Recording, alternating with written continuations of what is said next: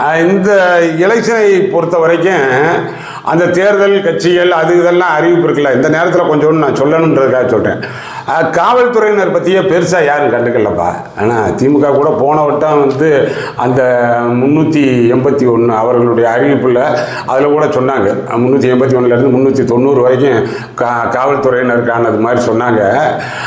சொன்னது மாதிரி நடந்துச்சேன்ன்றது வேறு விஷயம். சொல்லியிருந்தாங்க இந்த டிவிக்கே மட்டும் ஏதோ வந்தால் 25,000 ரூபா நான் போலீஸுக்கு அடிப்படை சம்பளம் ஆக்குவேன் அப்படின்னு சொல்லி கொஞ்சம் காவல்துறையினர் பற்றி கூடுதலாக சொன்னது மாதிரி இருந்துச்சு.